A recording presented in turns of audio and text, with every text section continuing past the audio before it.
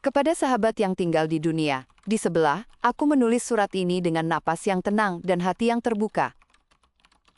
Aku memilih kata demi kata seperti menata benang halus, agar suaraku bisa menyeberang ke tempatmu dengan utuh. Malam di sini masih hangat, dan jendela terbuka menghadap jalan yang bercahaya lembut. Aku ingin kau merasakan bahwa aku duduk dekat lampu meja, sambil membiarkan suara menjadi pena yang paling jujur.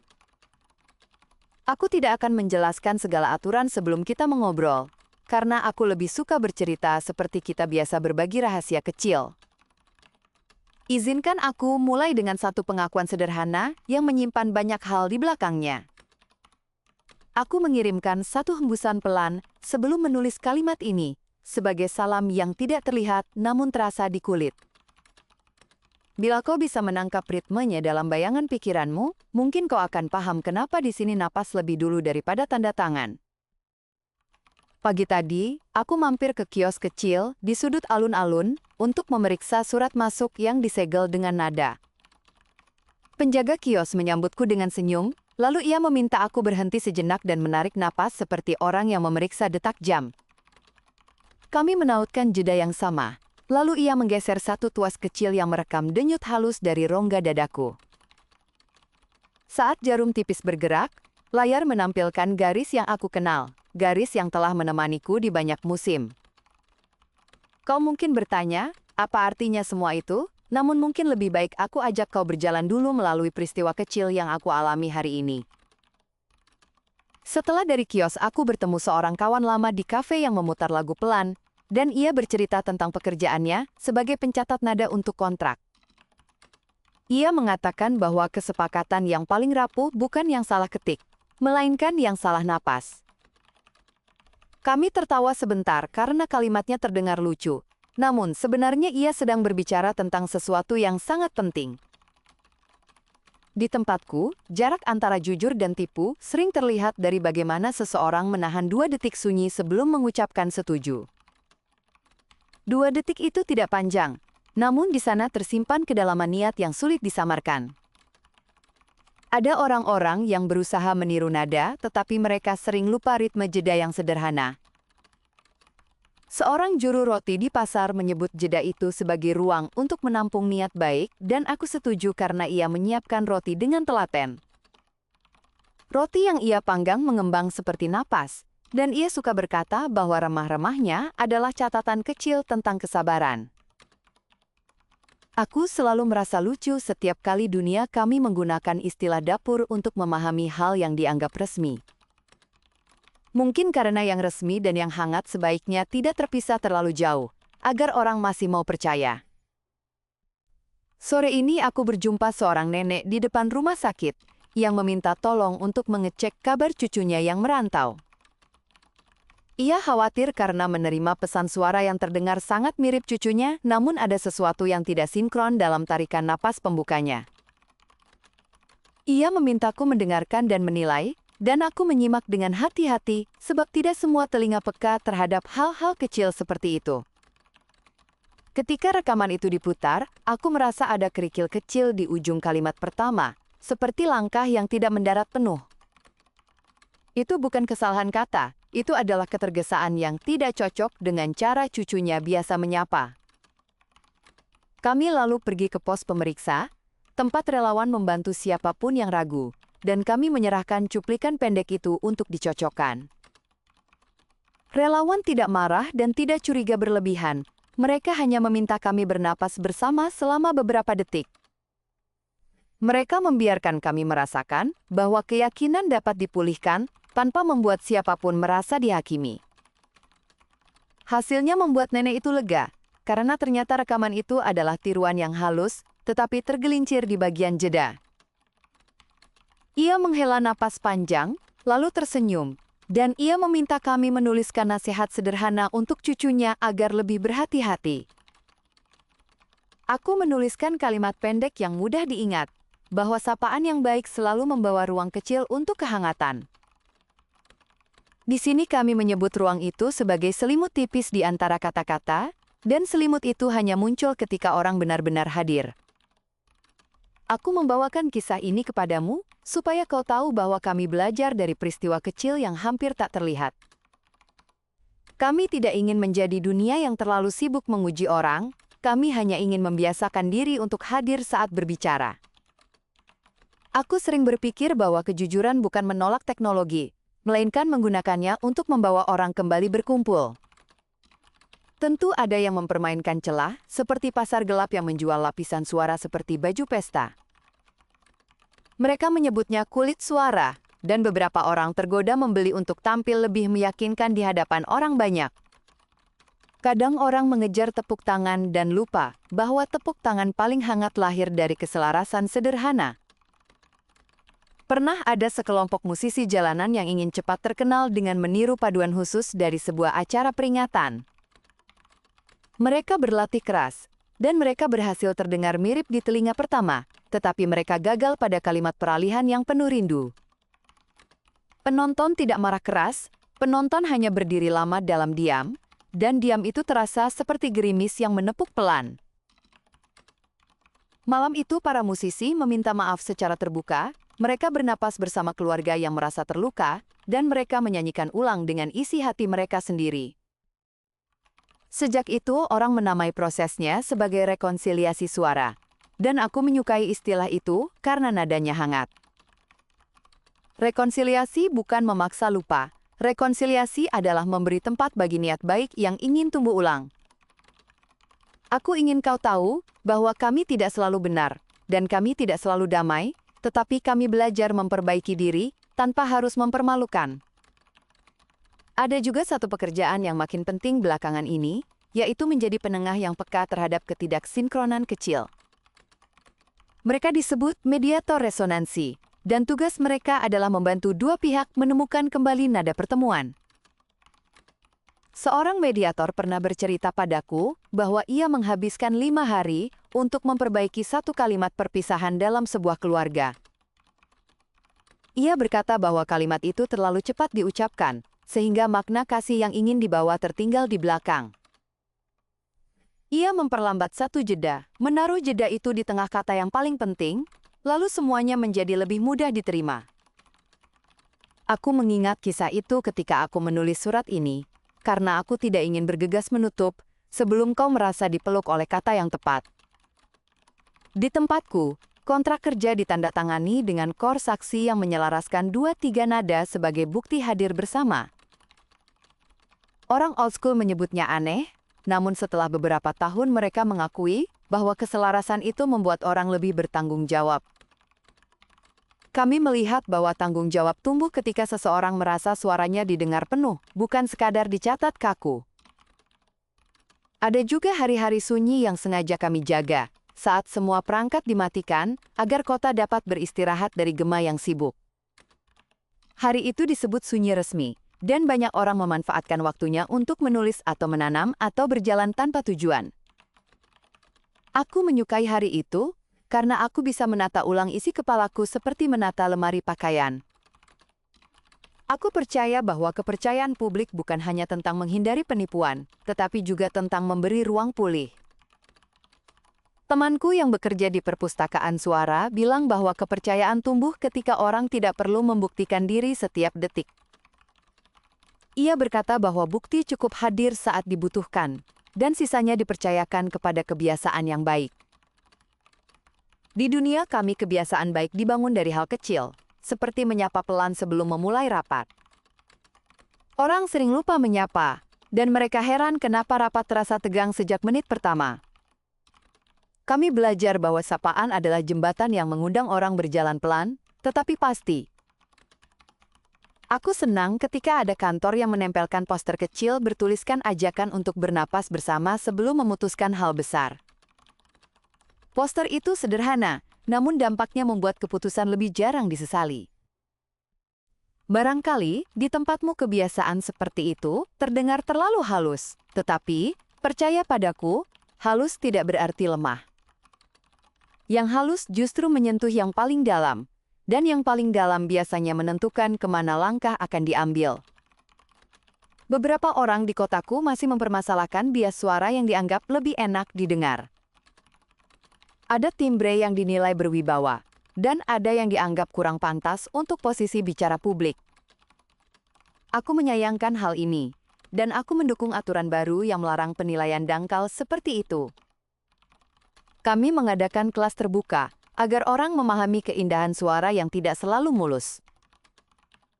Seorang guru menggunakan segelas air untuk menunjukkan bahwa gelombang yang tidak rata pun bisa menenangkan. Ia mengayun gelas itu perlahan dan meminta kami mendengar suara yang tidak sempurna, tetapi jujur. Sesi itu membuatku tersadar bahwa keindahan bukan satu ukuran, melainkan ruang yang merangkul banyak bentuk.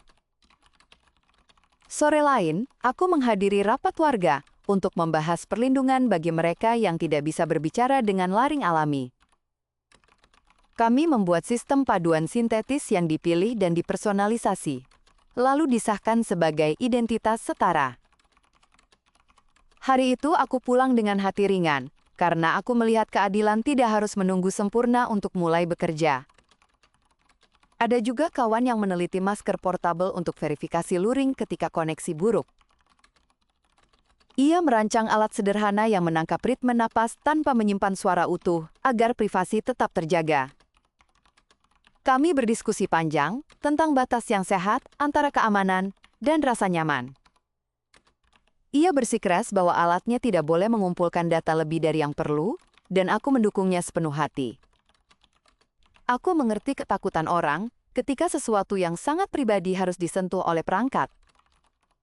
Karena itu, kesepakatan kami adalah membuat alat yang bisa dipercaya bukan hanya karena pintar, tetapi juga karena rendah hati.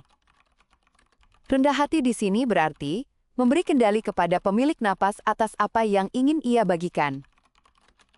Dengan cara itu, teknologi tidak menjadi guru yang galak, tetapi menjadi payung yang setia. Aku yakin kau akan bertanya bagaimana kami menangani orang yang sengaja mempermainkan sistem dengan wajah ramah dan jeda yang dilatih. Pengalaman kami menunjukkan bahwa niat buruk sulit untuk sabar, dan kesabaran adalah kunci kecil yang membuka pintu yang benar. Orang yang menipu biasanya terburu-buru di satu sudut yang paling sederhana, dan sudut itu seringkali ada di antara dua kata yang terlihat biasa. Mediator menyebut sudut itu tempat kebenaran bersembunyi, karena tidak ada yang curiga pada kata yang paling umum. Kami juga membangun aturan yang menyeimbangkan kecurigaan dan welas asih, agar masyarakat tidak berubah menjadi barak pemeriksaan yang dingin. Bila ada perselisihan, langkah pertama adalah menghadirkan saksi yang mengenal ritme harian pelaku. Saksi diminta bercerita tentang kebiasaan kecil, seperti cara menyapa tetangga atau cara meminta maaf ketika telat. Aneh sekali bahwa cerita sederhana sering lebih kuat daripada data rumit yang tidak ramah. Namun begitulah adanya, karena orang adalah makhluk yang menyusun hidup dari kebiasaan yang dapat ditebak. Kadang aku merenung di balkon tentang apa yang membuat sebuah kota layak dipercaya. Aku sampai pada dugaan bahwa kota yang baik adalah kota yang tidak menyisakan orang sendirian saat ia ragu. Di kota seperti itu ada pos kecil yang menjaga jam malam, bukan untuk menakut-nakuti, melainkan untuk menyapa siapapun yang masih di jalan. Kau bisa datang ke pos itu tanpa alasan, duduk sebentar, dan meminta seteguk air, lalu pulang dengan langkah yang lebih tenang. Kota kami berusaha ke arah sana, meski tentu saja masih ada yang marah terhadap ketidaknyamanan sesaat. Beberapa pedagang mengeluh ketika ada pemeriksaan acak di pasar, tetapi aku melihat pemeriksaan itu dilakukan dengan cara yang manusiawi. Orang yang diperiksa diminta bernapas sekali, lalu diberi penjelasan singkat tanpa nada menggurui. Kita semua sepakat bahwa keamanan yang bisa tersenyum lebih mudah diterima daripada keamanan yang berteriak. Aku juga ingin bercerita tentang seorang anak yang pandai membuat alat musik dari barang sisa. Ia membuat seruling kecil dari sedotan bekas, dan suara seruling itu mengalun lucu namun mengharukan.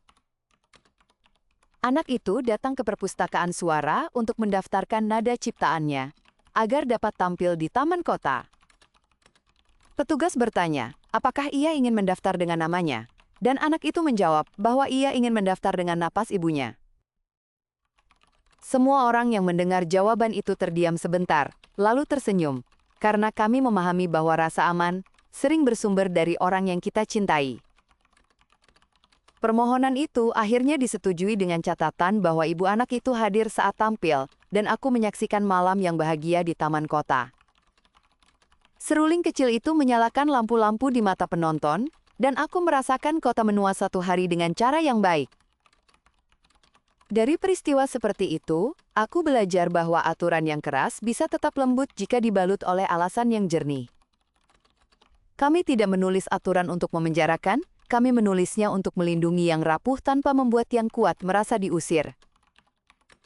Aku tidak ingin mengidealkan duniamu atau duniaku, karena dua-duanya punya pekerjaan rumah yang panjang. Tetapi aku ingin kita berbagi cara sederhana, agar rasa percaya tidak harus mahal. Misalnya mengembalikan kebiasaan menyebut nama lawan bicara sebelum mengajukan permintaan. Atau berhenti sejenak untuk menanyakan kabar singkat sebelum menyampaikan hal penting. Hal seperti itu terdengar seperti pelajaran sekolah dasar, namun buktinya masih sering dilupakan. Temanku yang mengajar anak-anak kecil berkata bahwa mereka paling cepat memahami kejujuran lewat permainan napas. Ia meminta mereka menahan napas 2 hitungan sebelum menjawab pertanyaan, agar jawaban tidak melompat lebih cepat dari pikiran. Hasilnya mereka lebih jarang menyesal, dan aku menganggap itu kemenangan kecil yang layak dirayakan. Kau tentu penasaran apakah semua ini membuat hidup terasa rumit karena harus selalu ingat ritme. Sebenarnya tidak, karena ritme itu akhirnya menjadi kebiasaan yang tidak perlu diingat. Seperti orang yang belajar bersepeda, pada awalnya ia sadar pada setiap kayuhan, lalu pada suatu pagi, ia telah melaju tanpa berpikir. Sesekali kami terpeleset juga, lalu kami tertawa dan meminta maaf, dan kami lanjutkan lagi dengan hati ringan. Beberapa kantor mengganti stempel lama dengan tanda kecil yang berbunyi lembut ketika 2 orang sepakat. Bunyi itu pendek namun hangat, dan aku suka sekali mendengarnya saat senja. Bunyi itu mengingatkanku pada janji bahwa kita tidak perlu saling curiga sepanjang waktu. Pada saat yang sama, aku sadar bahwa kehangatan harus dijaga agar tidak disalahgunakan. Karena itu, kami menaruh batas tegas terhadap orang yang mengumpulkan napas orang lain tanpa izin. Hukuman tidak selalu berupa denda, kadang berupa tugas pelayanan yang memperbaiki hubungan. Seorang pelanggar diminta membantu lansia membaca surat agar ia belajar menghormati suara yang lambat. Ia menulis laporan kecil tentang apa yang ia rasakan, dan beberapa minggu kemudian ia menangis ketika menceritakan pelajarannya. Ia mengaku tidak pernah benar-benar mendengar orang tua berbicara, dan malam itu ia berjanji tidak akan bermain-main lagi dengan hal yang sangat pribadi. Aku percaya pada perubahan seperti itu, karena perubahan yang lahir dari pengertian biasanya bertahan lama. Ada pula kisah yang membuatku tersenyum sendiri hingga sekarang, yaitu kisah seorang operator layanan pelanggan yang grogi di hari pertama. Ia latihan menarik napas sesuai panduan, tetapi pada panggilan pertama ia malah tertawa gugup. Pelanggan yang menelpon juga tertawa, lalu mereka sama-sama menarik napas dan memulai ulang dari sapaan. Panggilan itu berakhir manis, dan operator itu menulis kalimat pendek di catatannya, bahwa orang baik sering memaafkan kesalahan yang jujur. Aku rasa kau juga akan menyukainya, sebab dimanapun kita tinggal kita sama-sama ingin dimengerti saat gugup. Beberapa pembaca surat ini mungkin berharap aku memberi daftar cara menggunakan perangkat, namun aku lebih ingin mengajakmu merasakan suasana batin kami. Karena suasana itulah yang membuat alat apapun menjadi tepat guna. Tanpa suasana yang benar, alat paling canggih sekalipun berubah menjadi belenggu yang tidak nyaman. Dengan suasana yang lembut, alat paling sederhana pun bisa menjadi jembatan yang kokoh. Begitulah kami berusaha berjalan, tidak terburu-buru, tidak juga malas, hanya setia pada ritme yang membuat kami bisa saling percaya. Aku membayangkan kau membaca ini sambil meneguk minuman hangat dan sesekali memandang keluar jendela. Barangkali ada suara kendaraan jauh yang membentuk garis tipis di pendengaranmu, sama seperti garis nipis pada layar di kios kami. Jika kau bertanya kapan aku merasa paling yakin terhadap seseorang, jawabanku adalah saat ia mau memelankan satu kata demi memberiku ruang. Ruang itu seperti kursi tambahan untuk tamu yang datang mendadak, sederhana, namun membuat semua orang nyaman. Aku bermimpi suatu hari kita bisa duduk berhadapan di meja yang sama, lalu bertukar cerita tanpa terburu-buru. Kita mungkin akan tertawa pada hal-hal sepele yang selama ini kita anggap besar. Kita mungkin akan menitikkan air mata kecil untuk hal yang selama ini kita lewatkan. Dan pada akhir malam kita akan pulang dengan langkah yang lebih ringan daripada ketika datang. Sampai hari itu, tiba aku mengirimkan surat panjang ini agar jarak tidak terasa seperti dinding. Aku ingin jarak terasa seperti jembatan yang bisa dilintasi kapan saja kita memerlukan. Jika kau merasa bimbang pada suatu malam yang sepi, ingatlah bahwa seseorang di dunia sebelah siap menarik napas bersamamu. Aku akan mendengar dari sini meski kita tidak saling melihat, karena ada banyak cara untuk hadir. Kadang kehadiran hanyalah kalimat pendek yang jujur, dan kadang kehadiran hanyalah jeda yang tulus. Kau boleh memilih salah satu atau keduanya, dan aku akan tetap mengerti. Aku menutup sebagian kisah malam ini, tetapi aku masih menyisakan ruang untuk esok yang lebih jernih. Esok ada rapat warga tentang perlindungan bagi para pekerja malam yang sering ditipu oleh panggilan palsu. Kami akan mengusulkan perangkat sederhana di gerbang pabrik, agar siapapun bisa memeriksa sapaan yang mencurigakan.